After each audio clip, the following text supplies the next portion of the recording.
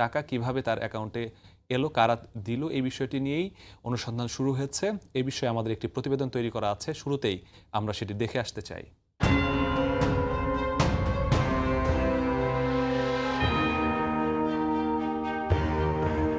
নির্বাচনের তফসিলের পরদিন 12 ডিসেম্বর ঢাকা ৮ আসনের সম্ভাব্য প্রার্থী ওসমান হাদিকে গুলি করার পর থেকেই আলোচনায় শুটার ফয়সাল করিম মাসুদ। হত্যার ঘটনায় নাম আসার পরপরই তার সব ব্যাংক হিসাব অবরুদ্ধ করার আদেশ দেন আদালত।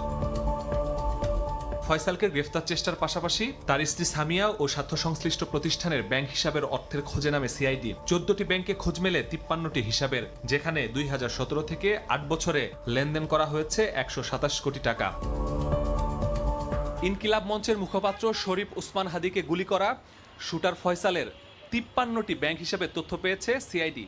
এসব ব্যাংক হিসেবে কত টাকা জমা ছিল, কত টাকা উত্তোলন হয়েছে, কারা কারা এইসব ব্যাংক